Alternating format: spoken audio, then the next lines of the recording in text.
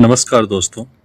जैसा आप सभी को पता है, 29 जनवरी 2026 को केंद्रीय वित्त मंत्री निर्मला सीतारमण ने इकोनॉमिक सर्वे पेश किया।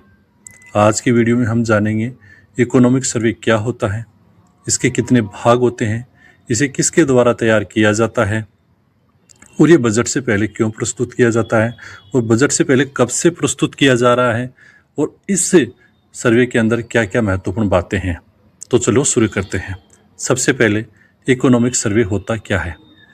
तो सरकार ने बीते फाइनेंशियल ईयर के अंदर कहाँ से तो राजस्व प्राप्त किया और कहाँ कहाँ उसको खर्च किया, यानी आय और व्यय का जो लेखा जोखा है वो अपना एक इकोनॉमिक सर्वे होता है कि सरकार को कितनी तो आमदनी हुई और सरकार ने कौन कौन से सेक्टर में कितना कितना खर्च किया और उससे देश के विकास पे क्या प्रभाव पड़ेगा। कौन सा सेक्टर ऐसा है जिसने बहुत अच्छी ग्रोथ दिखाई है और कौन सा सेक्टर ऐसा है जो अनुमानित ग्रोथ से नीचे रह गया। इसका जो संपूर्ण रिकॉर्ड होता है उसे ही हम क्या कहते हैं, इकोनॉमिक सर्वे कहते हैं। इकोनॉमिक सर्वे के आधार पर ही देश की प्रगति, आने वाले साल में कौन कौन से कार्य किए जाने हैं और किस दिशा में किए जाने हैं उसका अनुमान लगाया जाता है। इकोनॉमिक सर्वे जो है वो मुख्य आर्थिक सलाहकार के नेतृत्व में तैयार किया जाता है। वर्तमान के अंदर मुख्य आर्थिक सलाहकार वी अनंत नागेश्वरन है। इकोनॉमिक सर्वे जो होता है उसके दो भाग होते हैं, भाग ए और भाग बी। भाग ए जो होता है वो अर्थव्यवस्था की व्यापक समीक्षा और प्रमुख मैक्रो इकोनॉमिक रुझानों जैसे जीडीपी, मुद्रास्फीति, क्षेत्रवार प्रदर्शन और राजकोषीय स्थिति पर केंद्रित होता है। जबकि भाग बी जो होता है वो स्वास्थ्य, मानव विकास, जलवायु, शिक्षा, गरीबी आदि जैसे मुद्दों पर केंद्रित होता है। इसे इकोनॉमिक सर्वे जो है वो पहली बार 1950-51 के अंदर पेश किया गया था। ये बजट के साथ ही पेश किया जाता था, लेकिन 1964 में पहली बार इसे बजट से एक दिन पहले प्रस्तुत किया गया। तब से लेकर अभी तक इकोनॉमिक सर्वे हमेशा बजट से पहले ही पेश किया जाता है।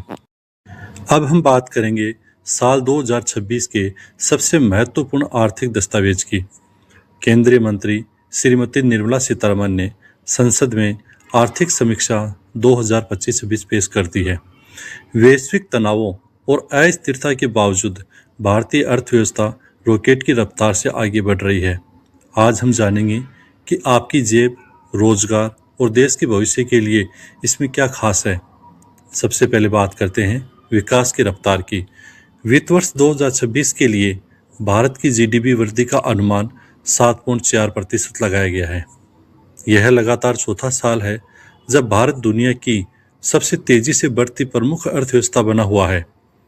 दिलचस्प बात यह है कि आम जनता का खर्च यानी निजी अंतिम उपयोग व्यय जीडीपी का 61.5% तक पहुंच गया है, जो वर्ष 2012 के बाद सबसे अधिक है। क्या आपकी जेब पर महंगाई का बोझ कम हुआ है?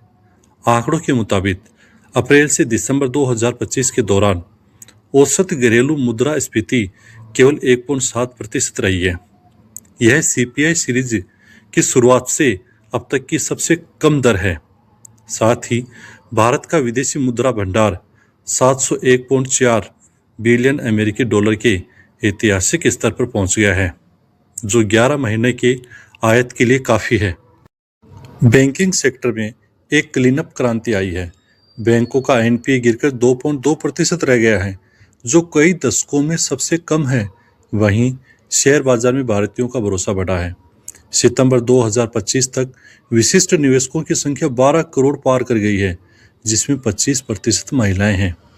इंफ्रास्ट्रक्चर में भारत की लंबी छलांग देखिए। हाई स्पीड कॉरिडोर 2014 में सिर्फ 550 किलोमीटर था, जो अब 5364 किलोमीटर हो गया है। हवाई अड्डे 2014 में 74 से बढ़कर अब 164 हो गए हैं।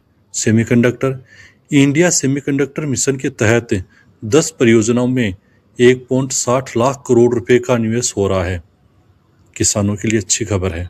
साल 2024-25 में रिकॉर्ड 3,577.3 लाख मीट्रिक टन खाद्यान्न उत्पादन हुआ है। एक बड़ा बदलाव यह है कि अब मनरेगा के स्थान पर विकसित भारत जी राम जी मिशन की स्थापना की गई है, जो 2047 के लक्ष्यों को पूरा करेगा।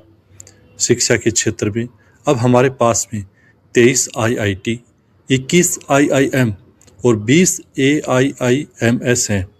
स्वास्थ्य के मोर्चे पर भारत ने मातृ मृत्यु दर MMR में 1990 के बाद 86% की भारी कमी दर्ज की है। कुल मिलाकर आर्थिक समीक्षा 2025-26 एक आत्मनिर्भर और सशक्त भारत की तस्वीर पेश करती है। चाहे वो स्टार्टअप्स हो, सोलर एनर्जी हो या डिजिटल क्रांति, भारत रुकने वाला नहीं है। आपको क्या लगता है, क्या 2047 तक भारत एक विकसित राष्ट्र बन पाएगा? कमेंट में अपनी राय जरूर बताएं। वीडियो पसंद आया तो लाइक और सब्सक्राइब करें। धन्यवाद।